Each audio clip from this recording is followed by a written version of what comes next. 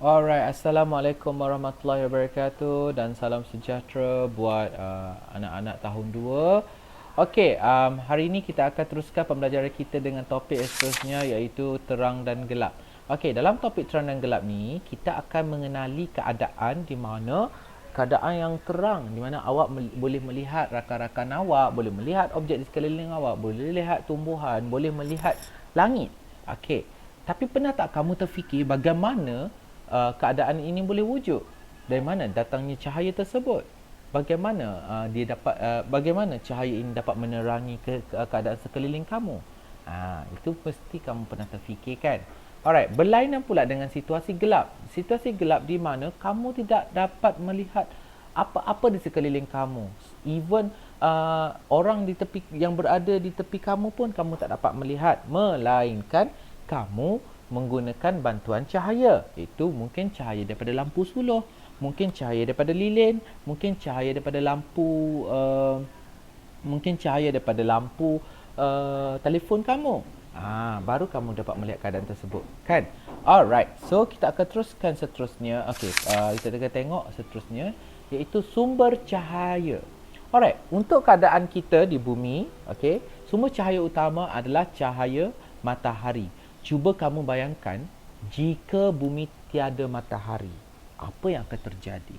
Bumi akan mengalami keadaan gelap ataupun keadaan malam sepanjang tahun. So, itu akan menjejaskan kehidupan seharian kita. Okey, itu boleh menyebabkan tumbuhan mati. Okey, sebab tumbuhan hidup dengan menggunakan cahaya matahari. Sebab dia memerlukan cahaya matahari untuk menghasilkan makanan sendiri. Jadi, bila cahaya matahari tiada, hilang, tumbuhan mati kerana mereka ataupun pokok-pokok ni, tumbuhan hijau ni tidak dapat menghasilkan makanan sendiri. Jadi, mereka akan mati. Oleh itu, keperluan terhadap cahaya matahari ini sangat tinggi. Alright, untuk pengetahuan kamu, terdapat kawasan di bumi yang mengalami 6 bulan siang dan 6 bulan malam. Keadaan ini dapat dilihat di hemisfera selatan dan hemisfera bumi, iaitu kawasan yang paling utara bumi itu di hujung bumi dan kawasan yang paling selatan bumi iaitu yang di hujung bawah bumi. Alright. Hal ini terjadi kerana keadaan bumi awak, walaupun bumi berada dalam keadaan sfera, tetapi kedudukan dia agak sedikit condong, iaitu paksi dia agak sedikit condong.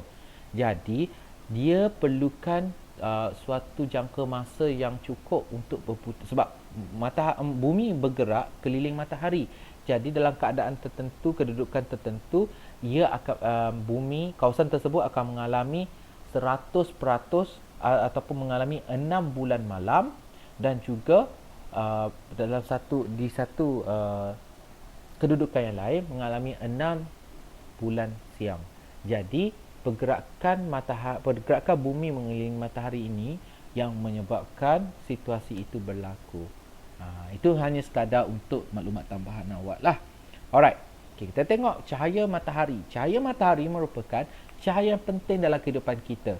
Cahaya ini diperoleh daripada pelbagai sumber seperti matahari, lampu dan api. Okey, cahaya yang utama adalah cahaya matahari dan untuk kegunaan harian awak boleh menggunakan juga cahaya lain iaitu cahaya pada api ataupun cahaya pada lampu. Okey, mungkin daripada awak di rumah pada waktu malam awak menggunakan cahaya lampu untuk menerangi awak punya rumah.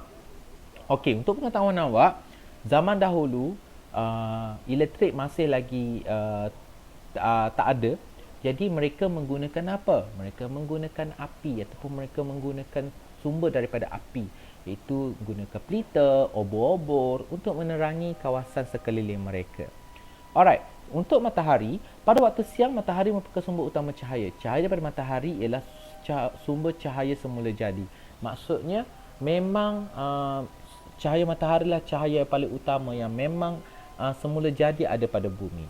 Okey, lampu. Untuk lampu terdapat pelbagai jenis lampu. Okey, seperti lampu jalan, lampu kereta dan lampu rumah, even lampu telefon awak itu pun boleh jadi sebagai sumber cahaya lampu. Okey, lampu suluh. Okey, kalau awak nanti dah besar-besar esok kita pergi camping ke apa nanti, So boleh guna lampu suluh tu untuk menerangi kemah awak, untuk menerangi keadaan sekeliling awak. Alright, api. Api juga merupakan salah satu sebagai cahaya, sumber cahaya. Okey, tetapi kita tak guna api tu semata-mata. Api tu mungkin akan dinyalakan pada pelita, mungkin dinyalakan pada obor-obor, mungkin dinyalakan lilin. Sebab tu kalau keadaan tiba-tiba gelap, tiba-tiba blackout, tiba-tiba elektrik tak ada, lampu tak boleh nyala. So, cara terbaik untuk kita guna adalah menggunakan sumber cahaya pada api. Sebab tu kita akan guna lilin. Tapi ingat, semasa kita gunakan lilin, pastikan tempat awak letak lilin tu jauh daripada bahan ataupun objek yang mudah terbakar seperti kain langsir, seperti kertas, seperti kain alas meja. Jadi pastikan keadaan itu selamat. Jika tidak, perkara tidak diingini berlaku, mungkin rumah awak akan terbakar. Jadi semasa kita menggunakan lilin tu perlu berhati-hati.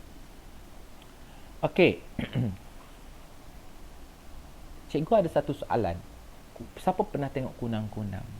Kunang-kunang ni merupakan sejenis serangga. Kalau malam-malam dia terbang, dia mengeluarkan cahaya. Adakah kita boleh guna kunang-kunang ni sebagai sumber cahaya? Tidak. Sebab apa? Sebab kunang-kunang menghasilkan cahaya yang terlalu sedikit untuk dijadikan kegunaan kita. Jadi dia tidak sesuai. Okey, so hari ni kita akan dah belajar 3 sumber cahaya, itu matahari, api dan lampu. Ini yang sumber cahaya awak guna. Alright. Kita tengok seterusnya. Alright, kalau dekat rumah kalau awak ada lampu suluh, awak ada kotak, awak boleh buat eksperimen ni. Kita awak bertengok keadaan di dalam kotak tersebut semasa awak gunakan lampu suluh dengan tanpa lampu suluh. So awak boleh awak boleh melihat dalam kotak tersebut semasa ada lampu suluh dengan tak ada lampu suluh, dan awak dapat bezakan di situ keadaan terang dan keadaan gelap.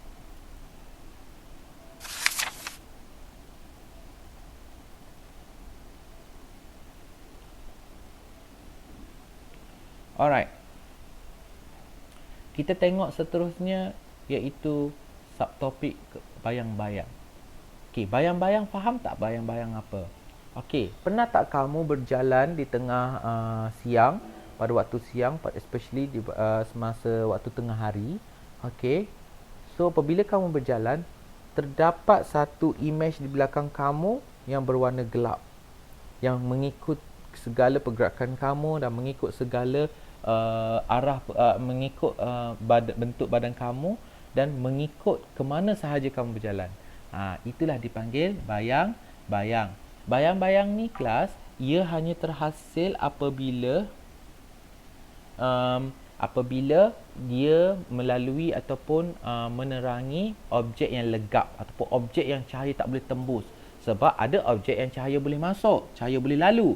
Okey, tapi bayang-bayang hanya terbentuk apabila ia melalui objek yang legap ataupun objek yang dia tak boleh lalu.